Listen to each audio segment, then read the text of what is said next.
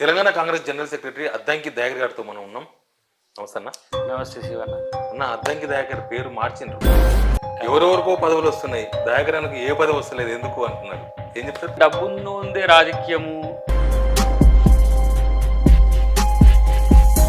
Already ఎమ్మెల్సీలు అయిపోయినాయి, రాజ్యసభలో అయిపోయినాయి, లోక్సభ సీట్లు కూడా అయిపోవచ్చినాయి, అసెంబ్లీ ఎలక్షన్ మళ్ళీ ఇప్పట్లో లేవు. ఇప్పుడు దీని విషయంలో శివన్న అద్దంకి దయాకర్ అన్న ఎందుకు 2025కో 26కో ఇంకా ఎప్పుడో మళ్ళీ ఎలక్షన్ వస్తుంది, అప్పటిదాకా ఎందుకు ఎవరెవరికో పదవులు ఎందుకు ఇట్లా జరుగుతుందనే దానికి 2 months బ్యాక్ దయాకర్ అన్న ఎమ్మెల్సీ అవుతున్నారు, ఆల్మోస్ట్ క్యాబినెట్ కూడా అయిపోతుంది, ఇంకా అయిపోయింది, ప్రమాణ స్వీకారం ఒక్కటే మిగిలింది అన్న మూమెంట్ ఎందుకు ఫెయిల్ అయింది అక్కడ? ఇప్పుడు నేను ఎవరిని అడగలే. పార్టీ కొరకు 10 సంవత్సరాలు కష్టపడి ఒక పదవి రాకపోవడం వల్ల కోమరెడ్డి వెంకరెడ్డి వాళ్ళు ఏమన్నా అడ్డుపడుతుంటారా? దయాకర్కి ఏమి ఇవ్వద్దు, ఇట్లే ఉంచాలి, ఆయన ఇష్టం ఉంటే ఉంటాడు, పోతే పోతాడు, అట్లే ఏమన్నా నడుస్తుందా? అసలు కాంగ్రెస్ పార్టీలో పదవులే ఇవ్వద్దని వాళ్ళు అనుకుంటే. అద్దంకి దయాకర్ గతంలో తుంగతుర్తి నుంచి పనిచేసిండ్రు, పోటీ చేసిండ్రు. తుంగతుర్తి ఆల్రెడీ వేరే ఎమ్మెల్యే ఉన్నారు. ఇప్పుడు మీ కన్సెన్స్ ఏది? ఇప్పుడు తుంగతుర్తి అనేది ఆల్వేస్ ఇది మాల సామాజిక వర్గం ఏమన్నా మైనస్ అవుతుందా? ఆ సామాజిక వర్గంలో 2-3 పదవులు ఇవ్వగానే అయిపోయింది, మాల కోట అయిపోయింది, ఆల్రెడీ మినిస్టర్ వచ్చింది, స్పీకర్ వచ్చింది, ఇంకొకటి వచ్చింది అని చెప్పి అక్కడ ఏమన్నా మైనస్ అవుతుందా మీకు? Something went wrong. ఎక్కడ మీ పార్టీలో మీ సీనియర్స్తో మీరు సరిగా ఉండలేరా? ఎక్కడ గ్యాప్ ఉంది? ఢిల్లీకి మీకు గ్యాప్ ఉందా? పిసిసి ప్రెసిడెంట్ కమ్ సీఎంతో మీకు గ్యాప్ ఉందా? నేనైతే మేజర్గా తర్వాత ఒక్కొక్క పెద్ద లీడరు ఒక్కొక్క మనిషిని తీసుకొచ్చి అక్కడ పెడుతున్నారు. పిడమర్తి రవిని ఒకరు పెట్టాలంటున్నారు, గజ్జల కాంతాన్ని ఎవరు పెట్టాలంటున్నారు, ఇంకోరు ఎవరినో పెట్టాలంటున్నారు. మీ పేరు చెప్పే వాళ్ళు ఎవరైనా కాంగ్రెస్లో ఉన్నారా? దయాకర్కి ఇద్దాం చూద్దామని. అందుకని నేను పైసలుంటే పదవి వస్తే. తెలంగాణ కాంగ్రెస్ జనరల్ సెక్రటరీ అద్దంకి దయాకర్ గారితో మనం ఉన్నాం. నమస్తే అన్న. నమస్తే శివన్న. అన్న, అద్దంకి దయాకర్ పేరు మార్చిండ్రు. ఏం పేరు? దయామయుడు అంటున్నారు, తెలంగాణ త్యాగరాజు అంటున్నారు, ఎవరెవరికో పదవులు వస్తున్నాయి, దయాకర్ అన్నకు ఏ పదవి వస్తలేదు, ఎందుకు అంటున్నారు. ఏం చెప్తారు? అంటే వచ్చేది మంచిగా వస్తుందనే ఆలోచనతో ఉన్నా. పదవులు వచ్చేటప్పుడు వస్తాయి, కానీ కొన్ని ప్రేమలు కూడా ఉన్నాయి, ఆ ప్రేమలు దాటి రావాల్సిన అవసరం. ఆల్రెడీ ఎమ్మెల్సీలు అయిపోయినాయి, రాజ్యసభలో అయిపోయినాయి, లోక్సభ సీట్లు కూడా అయిపోవచ్చినాయి, అసెంబ్లీ ఎలక్షన్ మళ్ళీ ఇప్పట్లో లేవు. ఒక బై ఎలక్షన్ ఉంది, కంటోన్మెంట్ బై ఎలక్షన్ ఉంది. ఇప్పుడు దీని విషయంలో శివన్న ఏదైనా సరే అది కేవలం పిసిసి ప్రెసిడెంట్ గారు, మా ముఖ్యమంత్రి గారితో పాటు క్యాబినెట్ పెద్దలు ఏం నిర్ణయం తీసుకుంటారో దానికి కట్టుబడి ఉంటా. ఒకవేళ ఒక ఆఫర్ ఏదైనా, లేకుంటే ఏదైనా ఒక అవకాశం ఇవ్వాలనుకున్నప్పుడు జాబ్ సాటిస్ఫాక్షన్ అది నాకు మంచిగా అనిపించేస్తే దాన్ని నిర్వహించే ప్రయత్నం చేస్తా. లేదంటే మళ్ళీ గివప్ దాన్ని ఇచ్చేయడమో, లేకపోతే 2028 నెక్స్ట్ ఎలక్షన్స్ అంటే 28 వరకు వెయిట్ చేద్దాం. ఎందుకు ఎమ్మెల్సీలు ఉన్నాయి కదా 25లో, తర్వాత 26లో ఎంపీలు ఉన్నాయి, ఏం చేస్తారో మరి. ఎందుకు అట్లా చూస్తున్నారు? అద్దంకి దగ్గర ప్రియారిటీ ఎక్కడ పోయింది? అద్దంకి దగ్గర ఎందుకు 2025కో 26కో ఇంకా ఎప్పుడో మళ్ళీ ఎలక్షన్ వస్తుంది, అప్పటిదాకా ఎందుకు ఎవరెవరికో పదవులు ఇస్తున్నారు కదా? చెయ్యొచ్చు, ఒకవేళ కంటోన్మెంట్ ఇవ్వచ్చు, ఇప్పుడు రేపు జరిగే వాటిలో ఇవ్వచ్చు. లేదంటే ఎంపీస్ అయితే అవకాశం లేదు. ఆల్మోస్ట్ ఆల్ ఎంపీస్ అనేది అయితే క్లోజ్డ్ చాప్టరే, జనరల్ సీట్లలో ఇచ్చే అవకాశం ఉండదు. కాబట్టి మోస్ట్ ప్రాబబ్లీ మంచిదే ఉన్నది, ఇంకా ఉన్నాయి కదా చాలా ఇచ్చేవి. నా నోటితో చెప్తే బాగుండవు, కానీ ఎందుకు భవిష్యత్తులో మంచి పదవులే ఉంటాయి. కంటోన్మెంట్లో మీకు ఎందుకు వస్తుంది అనుకుంటున్నారు టికెట్? నేనేమో అనుకోవట్లే, ఇవ్వాలనుకుంటే అన్న కానీ నాకు వస్తుందని నేను దేన్ని వస్తుంది అనుకోవట్లే. వచ్చినప్పుడే వచ్చింది అనుకుంటా, ఎందుకంటే వచ్చినాయే పోయినాయి చూసినా కదా. కాబట్టి వచ్చేదానిక ఇంకెవరో మిత్రుడు అన్నట్టు జోక్ చేసుకుంటూ, నువ్వు ప్రమాణ స్వీకారం చేసినాక నేను నమ్ముతా అని అన్నాడు. అప్పటిదాకా నేను నిన్ను నమ్మేది లేదు. ఎందుకంటే ఎందుకు ఇట్లా జరుగుతుందనే దానికి నేను చెప్పలేను నీకు, కానీ చెప్పలేనంటే చెప్పలేక కాదు. దీనివల్ల ఇటు, దీనివల్ల ఇటు, దీనివల్ల అటు, దానివల్ల అటు అనుకుంటే ఏదో సెకండ్ ఫేజ్ ఇన్ఫర్మేషన్ వస్తుంది తప్పితే మనకు ఎందుకు ఆగుతుందనే విషయంలో ఒక స్పష్టత అయితే లేదు. ఎమ్మెల్యే టికెట్ నుంచి మొదలు పెడితే ఎమ్మెల్యే టికెట్ కూడా ఎందుకు తీసేసిండ్రో, ఎందుకు తీయాల్సి వచ్చిందో కూడా నేను ఎవరిని అడగలే. ఎందుకంటే అడగాల్సిన అవసరం కూడా రాలే. పార్టీ నిర్ణయాన్ని బట్టి శిరస వహిస్తా అని చెప్పి అట్లనే. అందుకే మనం త్యాగరాజు, తెలంగాణ త్యాగరాజు, తెలంగాణ దయాకర్ అంటూ, త్యాగరాజు. ఓ దయామయుడు. కాదు, తెలంగాణ బాహుబలి అయితే రేపు నష్టమే ఉంటుంది. అంటే మీన్స్ రేపటి రోజులో దయాకర్ని ఇంకేమన్నా తెలంగాణ కాంగ్రెస్లో అమ్ముల పొదిలో అస్త్రంలాగా దాచిండ్రేమో ఇంకా దేనికోసం. చాలా 2 months బ్యాక్ ఉమ్. దయాకర్ అన్న ఎమ్మెల్సీ అవుతున్నారు, ఆల్మోస్ట్ క్యాబినెట్ కూడా అయిపోతుంది, ఇంకొక అయిపోయింది, ప్రమాణ స్వీకారం ఒక్కటే మిగిలింది అన్న మూమెంట్ ఎందుకు ఫెయిల్ అయింది అక్కడ? క్యాబినెట్ ఇంకా ఉన్నాయి కదా, 6 ఇవ్వచ్చు కదా క్యాబినెట్ కూడా. క్యాబినెట్ కూడా సమస్య ఏం లేదు కదా, అదైతే ఇచ్చేదే కదా, ఇంకా అదేం ఎన్నుకునేది కూడా కాదు కదా, ఎవరో ఎన్నుకునేది కూడా కాదు కదా క్యాబినెట్. సో పీసీసీ అని కొంతమంది అంటుండ్రు, క్యాబినెట్ అనుకో, బట్ నాకే సమాచారం లేదు సుమా. ఇది మీ మీడియాలో వస్తున్న వార్తా కథనాలను బేస్ చేసుకొని నేను మాట్లాడుతున్నది. నేను ఆ రోజే ముఖ్యమంత్రి గారిని కూడా కలిసిన సందర్భంలోనే నీకు సమయం ఉన్నది, సందర్భాన్ని బట్టి నిర్ణయం తీసుకుంటామని వారు చెప్పడం జరిగింది. కాబట్టి కన్సల్టేషన్ కూడా ఇంతకు ముందులాగా లేదు, గవర్నమెంట్ వచ్చిన తర్వాత అంత పర్సువేషన్స్తో ఉన్నది. కాబట్టి డెఫినెట్గా అందరి నోటీస్లో ఉన్నది, అందరికీ తెలుసు, అందరు కలిసినప్పుడు ఆ విషయాల్లో నాతో స్పందిస్తున్న వాళ్ళే. బట్ ఎక్కడ వెనుకబడిపోతున్నారు దయాకర్ అన్న? లాస్ట్ 10 years కాంగ్రెస్లో ఆయన గొంతు వినిపించిండ్రు, కాంగ్రెస్లో అందరు ఎవరుంటారో ఎవరు పోతారో అన్నప్పుడు దయాకర్ అన్న కాంగ్రెస్ స్పోక్స్ పర్సన్గా టీవీలు మీడియా ఎక్కడ జనం ఉంటే అక్కడ పోయి మాట్లాడిండ్రు. ఎక్కడ మీకు మైనస్ మార్కులు పడుతున్నాయి? ఇప్పుడు ఎక్కడో ఏదో చేయడానికి ఆపుతున్నారని నేను అనుకుంటున్నా. బట్ అప్పటి నుంచి దయాకర్ ఎట్లా ఉన్నాడో ఇప్పుడు కూడా అట్లనే ఉంటున్నాడు కదా, మీడియాలో కానీ మా పార్టీని డిఫెండ్ చేయడంలో కానీ ప్రభుత్వం పథకాల సంబంధించిన ప్రచారంలో కానీ దయాకర్ మీకు తెలుస్తూనే ఉంది కదా, మీడియాలో కానీ డిబేట్స్లో కానీ మిగతా అంశాల్లో ఇంటర్వ్యూస్ ఇచ్చేయడంలో నా పనిలో నేనున్నా. బట్ నన్నేం చేయాలనేది ఏఐసిసి పీసీసీ కలిసి నిర్ణయం తీసుకుంటారు. అప్పటి వరకు మనం జస్ట్ ఈ లీన్ టైంను కొంచెం అలా ఎంజాయ్ చేద్దామంతే. ఈ మాల సామాజిక వర్గం ఏమన్నా మైనస్ అవుతుందా? ఆ సామాజిక వర్గంలో 2-3 పదవులు ఇవ్వగానే అయిపోయింది, మాలకోట అయిపోయింది, ఆల్రెడీ మినిస్టర్ వచ్చింది, స్పీకర్ వచ్చింది, ఇంకొకటి వచ్చింది అని చెప్పి అక్కడ ఏమైనా మైనస్ అవుతుందా మీకు? అట్లా కూడా ఏం కాదు, సంథింగ్ వెంట్ రాంగ్. బట్ అది నేను పట్టించుకోవాల్సింది కాదేమో. పార్టీ కొరకు 10 సంవత్సరాలు కష్టపడి ఒక పదవి రాకపోవడం వల్ల మనం నెగిటివ్గా ఫీల్ కావడమో, లేకపోతే ఏదో జరుగుతుంది నా వెనుక కుట్రలు జరుగుతున్నాయి అనుకోవడం అనేంత కూడా కాదు. రేపటి రోజుకు మేము నాయకులుగా ఎదిగే అవకాశం లేకపోలేదు కదా. పార్టీ అధికారంలోకి వచ్చింది, ఒక 10-15 సంవత్సరాల పాటు అధికారం ఉంచుతారు, ప్రజలు ఆశీర్వదిస్తారనే ఆలోచన కూడా ఉన్నది. ముందు సీనియర్స్, తర్వాత మనం పోదాం, నష్టమైంది. ఫస్ట్ అయితే మీరు అన్నట్టుగా ఇది మాల సామాజిక వర్గం అనేది అది కన్స్టెంట్ ఏం కాదు.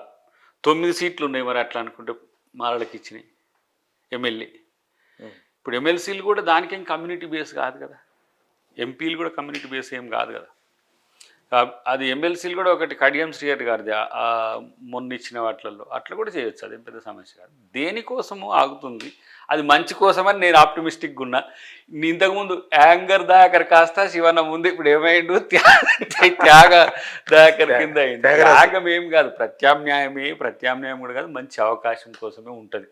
కాకపోతే మీరు అన్నట్టుగా కొన్ని సందర్భాల్లో కొన్ని ఆటంకాలు ఎదురైనప్పుడు వాటిని అధిగమించి ముందుకు పోవాల్సిన అవసరం ఉంటుంది. దాన్ని ప్రాక్టీస్ చేస్తున్నాను అనుకోరాదు. ఇప్పుడు మీరు మంత్రి కావాలంటే ఎమ్మెల్యే లేదా ఎమ్మెల్సీ కావాలి అర్జెంటుగా. ఇప్పుడున్న ఎలక్షన్ అయితే కంటోన్మెంట్ ఎలక్షన్, అందులో మీ పేరు పరిశీలనలో ఉందా? ఎందుకంటే రకరకాల పేర్లు వినిపిస్తున్నాయి.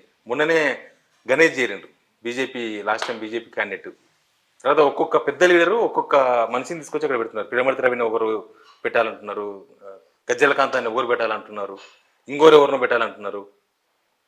మీ పేరు చెప్పేవాళ్ళు ఎవరన్నా కాంగ్రెస్లో ఉన్నారా? దయాకర్కి ఇద్దాం చూద్దామని.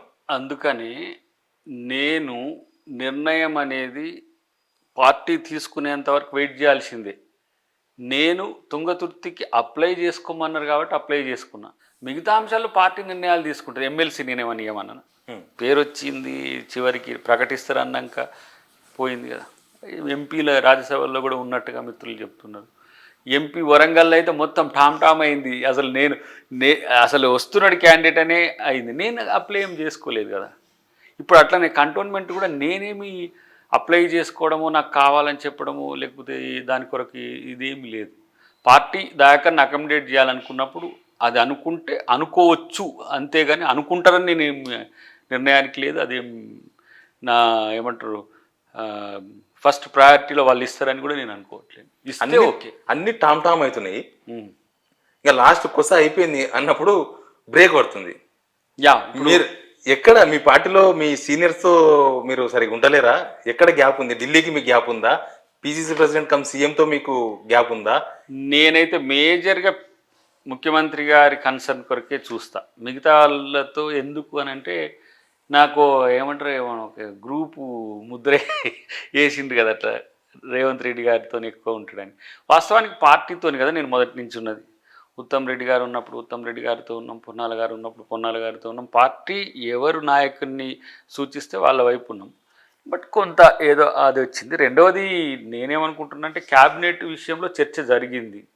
లిస్ట్లో ఉన్నట్టుగా కూడా ఒకటి సర్క్యులర్ అయ్యింది అప్పుడు ఏది ఆ టైంలో. మంత్రి ఇవ్వాలంటే ఏం చేయాల్సిన అవసరం కూడా ఏముండదు. అప్ టు 6 months వరకు ఏదైనా దానికి సంబంధించి చేయొచ్చు.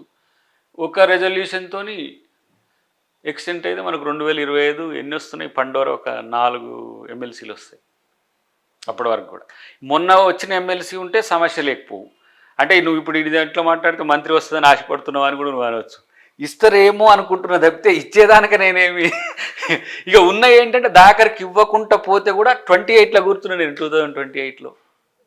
మీన్స్ అంత అంత పెద్ద త్యాగిగా ఉండాలని కూడా ప్లాన్ చేసుకుంటున్నా. బట్ సమ్టైమ్స్ అది జరుగుతుంది. సీనియర్స్తో నాకేమున్నది ఉన్నది ఒక్కటి వెంకటరెడ్డి గారితో, అది కూడా రిజాల్వ్ అయిపోయింది, పెద్ద సమస్య ఏం కాదు. సో ఇంకేం సమస్య? మీరు కోమరెడ్డిని ఒక మాట అన్నారు మునుగోడు ఉప ఎన్నిక ముందు.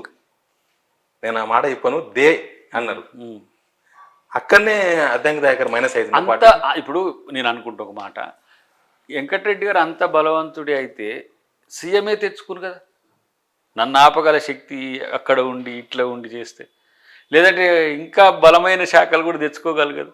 ఆయన కూడా అధిష్టాన నిర్ణయానికి శిరసావహిస్తాడు కాబట్టి ఎవరి పట్ల నిర్ణయం ఏం తీసుకోవాలనేది ఏఐసిసికి క్లియర్ నోట్ ఉన్నది.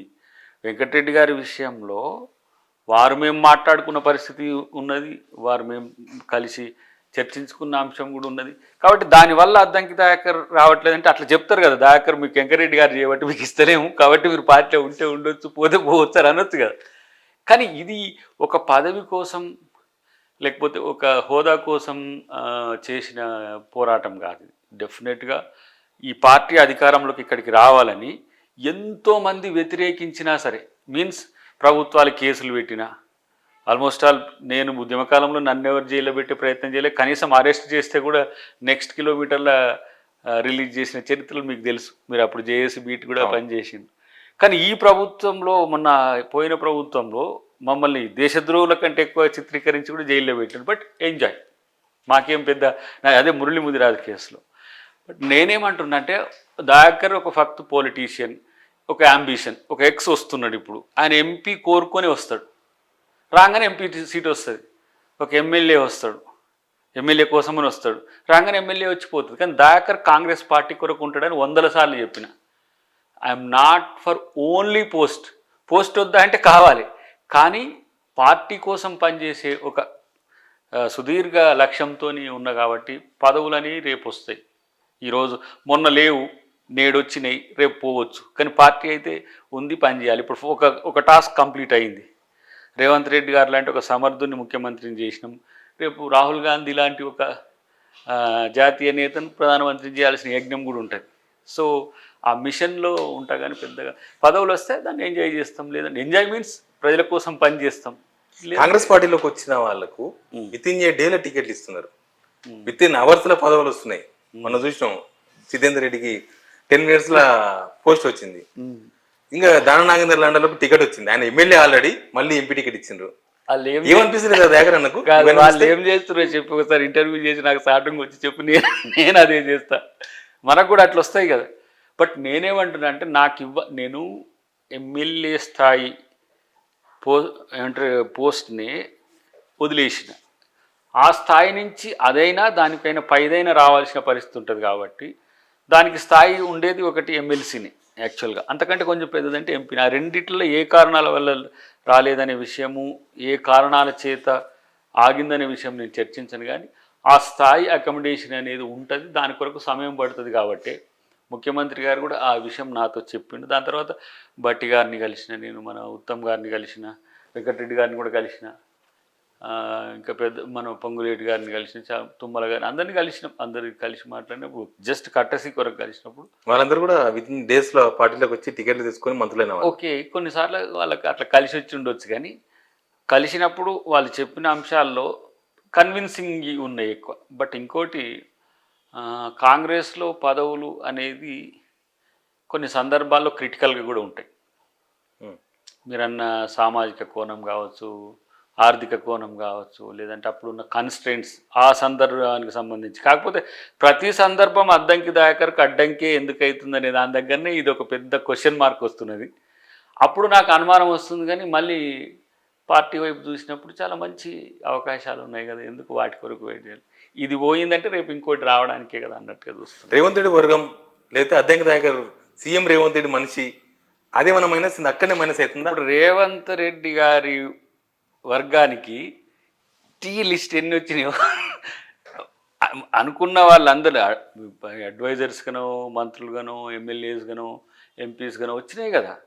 దాకర్కే ఎందుకు అడ్డంకి? ఇప్పుడు రేవంత్ రెడ్డి గారి వర్గానికి అసలే రాకుండా రేవంత్ రెడ్డి గారిని ఒక్కరినే ముఖ్యమంత్రిని ఏం చేస్తలేరు కదా. రేవంత్ రెడ్డి గారు అనుయాయులు అందరూ కూడా వచ్చిండ్రు, కానీ రేవంత్ రెడ్డి గారు అనుచరులు అద్దంకి దాకర్ ఆగడానికైనా సిద్ధమే అనుకోబట్టే దాన్ని ఆపుతుండ్రని నేను అనుకుంటున్నాను. కోమరెడ్డి వెంకరెడ్డి వాళ్ళు ఏమన్నా అడ్డుపడుతుండ్రా? దాయకర్కి ఏమి ఇవ్వద్దు, ఇట్లే ఉంచాలి, ఆయన ఇష్టం ఉంటే ఉంటాడు, పోతే పోతాడు, అట్లా ఏమైనా నడుస్తుందా? నల్గొండ రాజకీయాలు మీరు ఉన్నారు కదా. అట్లా కూడా ఒకవేళ నిజంగా కోమటిరెడ్డి బ్రదర్స్ అట్లా అనుకుంటే అట్లా ఉండడానికి కూడా నాకేం ప్రాబ్లం లేదు. దాయకర్కి ఏమి ఇవ్వద్దు, అసలు కాంగ్రెస్ పార్టీలో పదవులే ఇవ్వద్దని వాళ్ళు అనుకుంటే ఇవ్వకపోతే కూడా నాకేం సమస్య లేదు. I'm continuing my own job. Congress పార్టీలో పదవులతోనే ఈ 10 సంవత్సరాలు లేను కదా. కాంగ్రెస్ పార్టీలో మీకు తెలిసి అధికార ప్రతినిధిగా ఒక 9 సంవత్సరాలు ఉన్న, జనరల్ సెక్రటరీగా ఒక 1 ఇయర్ అయింది. రేపు ఇంకే పదవి ఇస్తున్నాం, పార్టీ కొరకు పనిచేస్తా. ఇప్పుడు ఆర్ఎస్ఎస్ కాక బీజేపీ కొరకు పనిచేసినట్టు అద్దంకి దాయకర్ కూడా కాంగ్రెస్ కొరకు పనిచేస్తాడు. సో పదవి కొరకే ఆలోచించి దాని గాయలో పడితే దయాకర్ క్రెడిబిలిటీ కూడా క్రైసిస్లో పడుతుంది. నేను ఇప్పుడు నా నేపథ్యంలో ఒక పదవి కొరకు వెంపర్లాడుతున్నాము అని అంటే నా పరువు పోయే పరిస్థితి వస్తుంది. ఇప్పుడు నేను చేసిన త్యాగాల కింద ఇదేం పెద్ద త్యాగమా? తెలంగాణ ఉద్యమంలో ఆ గత 10-12 సంవత్సరాలు తెలంగాణ కొరకు కొట్లాడినాం. ఏం కేసీఆర్ని పోయి ఒక పోస్ట్ అడిగినామా ఏమన్నా? నువ్వు లేకపోతే నీ ప్రభుత్వం వచ్చింది నాకు ఏమైనా హెల్ప్ చేయమని ఏ రోజన్నా కేసీఆర్ గడప దొక్కిన రోజులు ఉన్నాయా? మళ్ళీ కాంగ్రెస్ పార్టీలో జాయిన్ అయినాం, పని చేసినాం. పని చేయడం నా వృత్తి. పార్టీ ఇప్పుడు ఒక టాస్క్ నాకు ఇచ్చిందంటే ఆ టాస్క్ను 100% కాదు 200% దాన్ని ఎట్లా చేయాలని ఆలోచిస్తాను. ఇది ఇంతమంది అధికార ప్రతినిధులు ఉన్నారు కదా. Addanki Thackeray voice of the Congress party, face of the Congress party ఎందుకంటే అంత కమిటెడ్గా పనిచేసినాం. అట్లనే ఏది చేసినా అది చేయొచ్చు. కానీ ఇప్పుడు దాకర్ పాపం ఎమ్మెల్యే ఇయ్యలేదు కాబట్టి పార్టీ మారిండు, లేకపోతే పార్టీ ఎమ్మెల్యే ఇయ్యలేదు కాబట్టి బాధపడుతుండు, ఎమ్మెల్యే కాబట్టి ఫీల్ ఇట్లా ఉండదు.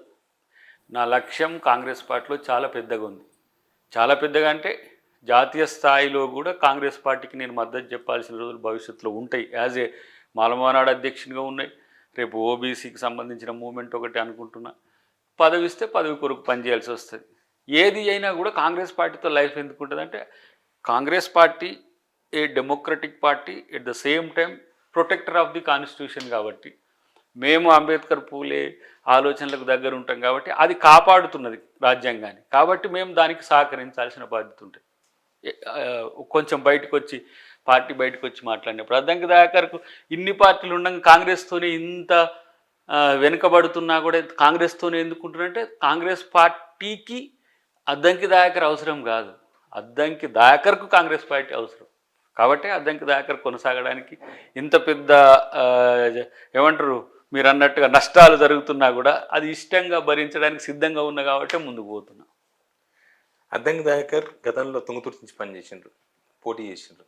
తుంగతుర్తి ఆల్రెడీ వేరే ఎమ్మెల్యే ఉన్నారు. ఇప్పుడు మీ కాన్స్టిట్యున్సీ ఏది? ఇప్పుడు తెలంగాణ మొత్తం ఇప్పుడు తెలంగాణ ఏ కాన్స్టిట్యున్సీ అయినా మనదే కదా. ఇప్పుడు అది సామ్యుయల్ గారికి ఇచ్చిన కాన్స్టిట్యున్సీ కాబట్టి అక్కడ ఇప్పుడు రేపు ఏమైనా సమస్యలు వస్తే వారితో పాటు సందర్భాన్ని బట్టి నేను కూడా వారికి మా నియోజకవర్గ కార్యకర్తలకు, నాయకులకు అందుబాటులో ఉండడం అంతే. ఇప్పుడు తెలంగాణ సెంట్రిక్గా పనిచేయాల్సిన పరిస్థితి. ఇప్పుడు సపోజ్ కంటోన్మెంట్ ఒక ఎక్స్ ఇచ్చిండ్రు అనుకోండి, పోయి అక్కడ కంటోన్మెంట్లో గెలిపించి ఒక ప్రయత్నం చేయాలి. లేకపోతే రేపు ఎంపీ కాన్స్టిట్యున్సీలు ఎక్కడ ఇన్ఛార్జ్ ఇస్తారో ఆయా ప్రాంతాల్లో పోయి పనిచేయడం జరుగుతుంది అంతే. పార్టీ ఏది మనకు డైరెక్ట్ చేస్తే దాని విషయంలో ఉంటుంది. కానీ తుంగతుర్తి అనేది ఆల్వేస్ మై స్పెషల్ లొకేషన్ అంతే, ఆల్వేస్. ఎందుకంటే మనం పుట్టి పెరిగింది రాజకీయంగా ఉన్నది అనే అంశం కాదు. నేను 2 సార్లు అక్కడ నుంచి పోటీ చేయడం, నాకు ఓట్లు వేయడం. సరే సెకండ్ టైం గెలిచి ఓడిపోయినాం, ఆ కేసు ఎప్పుడు వస్తుందో, ఓడిపోయి ఇంకో కొత్త ఎమ్మెల్యే వచ్చినా కూడా కేసు పాస్ అవుతుందో లేదో తెలియని స్థితిలో మనం ఉన్నాం. కానీ రాజకీయాల్లో కొంచెం రేరెస్ట్ ఆఫ్ ది రేర్ ఇన్సిడెంట్సే ఉంటాయి నాలాంటి సంఘటనలు చాలా తక్కువ ఉంటాయి. ఒక మిత్రుడు అన్నాడు, అంటే ఆర్థికంగా నువ్వు కొంచెం బలంగా ఉంటే ఈ పరిస్థితులు రాకపోవునేమో అన్నాడు.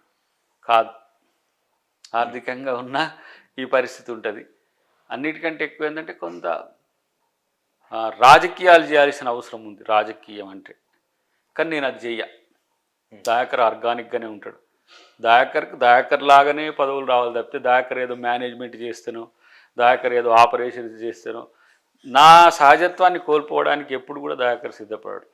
ఎందుకు తుంగతుర్తి వదిలేస్తున్నారు? రామరెడ్డి దామోదర్ రెడ్డికి భయపడుతున్నారా? కొమరెడ్డి బ్రదర్స్కి భయపడి అద్దెంకి దగ్గర నల్గొండ జిల్లాకు ఓడే బంద్ చేసిందా?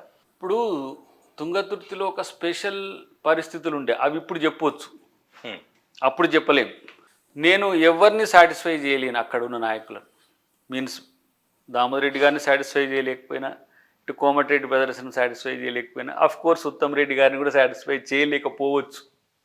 నాకు అంటే వారు ఎక్కువ ఇంటర్వ్యూని కాడు తుంగతుర్తి అంశంలో, అప్పుడప్పుడు ఉంటుంది. కానీ ఆ పరిస్థితుల్లో ప్రజలకు దగ్గరమైనమా దూరమైనమా అనే విషయం పక్కన పెడితే, పార్టీ కొరకు పని చేయాల్సిన సందర్భం ఇక్కడ ఉండే మనకు స్టేట్లో.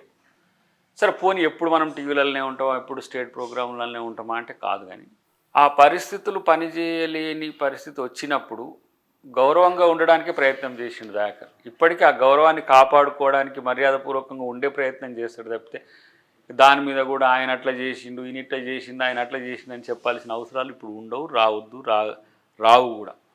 కానీ రాజకీయాల్లో మాలాంటి వాళ్ళము క్షేత్రము తర్వాత కార్యాచరణ, ఇవి రెండింటి విషయాల్లో చాలా కీన్గా ఉండాల్సిన అవసరం ఉంటుంది. ఈ గ్రూప్ పాలిటిక్స్ ఇవన్నీ చూసిన తర్వాత నేను ఉన్న పరువు పోగొట్టుకుంటూ ఉండాలంటే దయాకర్ ఇట్లనే ఉండాలి.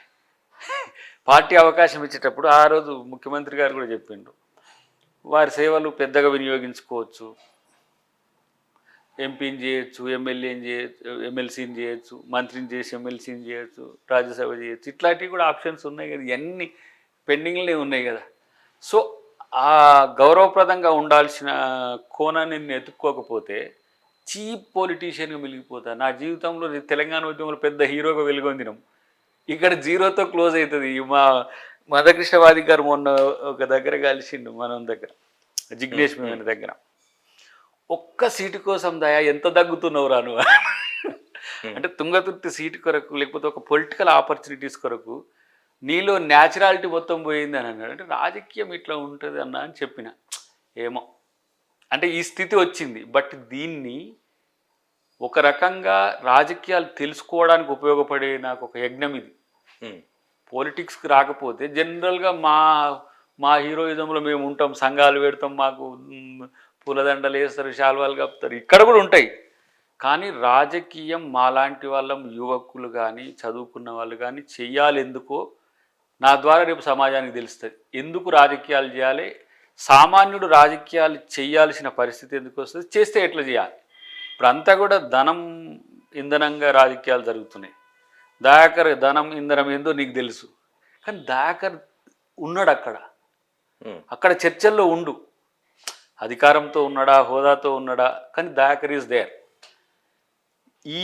ఇలాంటి రాజకీయాలు బతకకపోతే ఇక డబ్బున్నోందే రాజకీయము, కులమున్నోందే రాజకీయం, బలమున్నోందే రాజకీయం అంటే ప్రజాస్వామ్యం కాదు కదా. మారిందా సిచ్యువేషన్? పోయిన గవర్నమెంట్లో డబ్బు ఉన్నదే రాజ్యం, డబ్బులు ఉంటేనే ఎలక్షన్స్లో పోటీ చేయాలి, ఎలక్షన్స్లో పోటీ చేయాలంటే 100 కోట్లు ఖర్చు పెట్టాలి. ఇప్పుడు ఏమైనా మారిందా సిచ్యువేషన్? వాళ్ళ వల్ల ఏమైందంటే ఈ పరిస్థితి వచ్చింది. దీన్ని మార్చాలి. ఇప్పుడు వాళ్ళు ఏంది కోట్ల రూపాయలు పెట్టి ఎన్నికలు రాజకీయాలు చేసిండ్రు. వాళ్ళేం కోట్లతో వచ్చిన వాళ్ళు కాదు. ప్రజలు ప్రేమిస్తే ఆశీర్వదిస్తే అధికారంలోకి వచ్చింది కేసీఆర్ తప్పితే ఆయన కాడ రూపాయలు లేని రోజు కూడా మాకు తెలుసు కదా, మేము కూడా తనతో కలిసి ఉన్నాం కదా. ఒక మూమెంట్కి పైసలు కావాల్సి ఉంటే ఒక 10 రోజులు ఆగాల్సి వచ్చింది. దానికి కనీస సౌకర్యాలు సమకూర్చాలంటే కూడా ఒక 10 రోజులు వెయిట్ చేయాల్సి వచ్చింది ఉద్యమంలో. అలాంటిది వాళ్ళకు వందల వేల కోట్లు లక్షల కోట్లు వచ్చిన తర్వాత వాటిని కమర్షియలైజ్ చేసిండ్రు. సామాన్యునికి రాజకీయం అందకుండా చేసిండ్రు. ఎమ్మెల్యే అంటే ఇంత ఉంటేనే ఎమ్మెల్యే, ఎంపీ అంటే ఇంత ఉంటేనే ఎంపీ, లేదు మంత్రి అంటే ఈ స్థాయి ఉంటేనే, లేదు వేల కోట్లు ఉన్నోళ్ళే ఈ హోదాలని. దాన్ని మనలాంటి వాళ్ళు మార్చకపోతే ఎవరు మార్చాలి? తెలివి ఉంటుంది ఉండదు పక్కన పెట్టు, పైసలు ఉంటే పదవి వస్తే సమాజం ఎంత హీనస్థితికి పోతుంది. వెనక ఫైళ్ళు చూసి సంతకాలు పెట్టే పరిస్థితి వచ్చి ఫైల్లే చదవలేని వాళ్ళము ఎమ్మెల్యేలు మంత్రులు అయితే సమాజానికి ఎంత నష్టం అది.